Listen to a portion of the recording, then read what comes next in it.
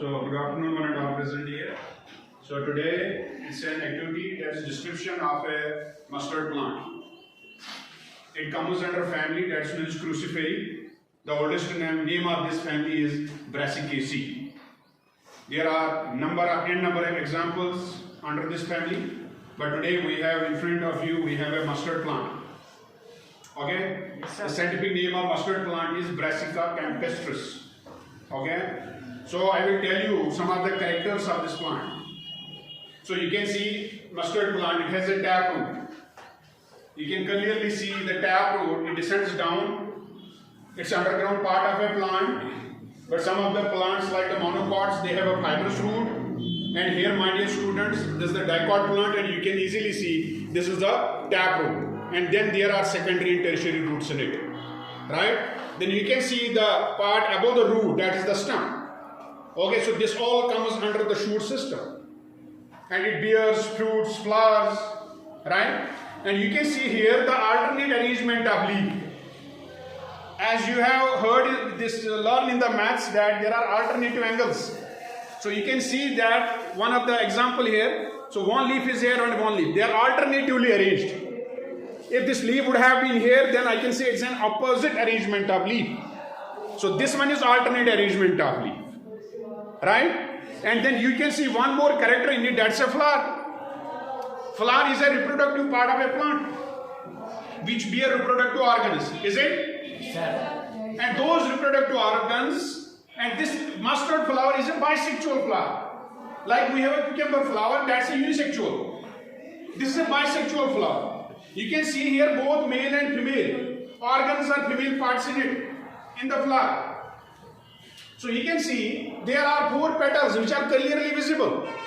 I can show you the 4 petals here. As you can see, this is petal number 1, this is petal number 2, this is petal number 3, and this is petal number 4. It doesn't mean that every flower has the 4 sepals. No, it varies from plant to plant. So my dear students, we have 4 petals in mustard, and there are 4 sepals in the mustard, right? And then, as I mentioned, this is a bisexual flower. Bisexual means both male and female organs are present in it. As you can see clearly, these are the male parts. This is known as stamen.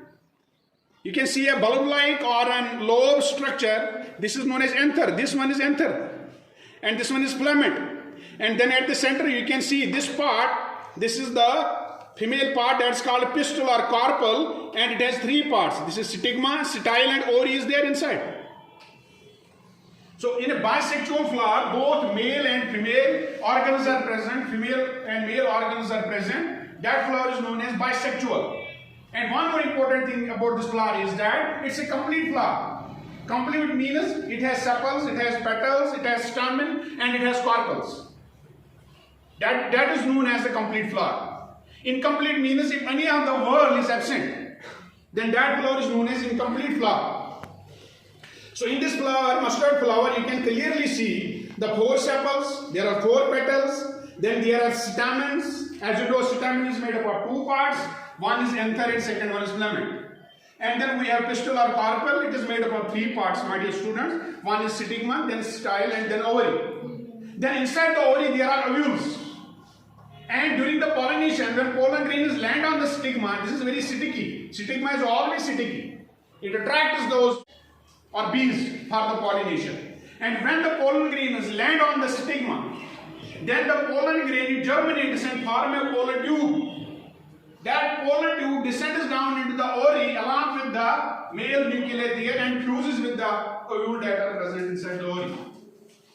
So this is a small, description about this mustard plant.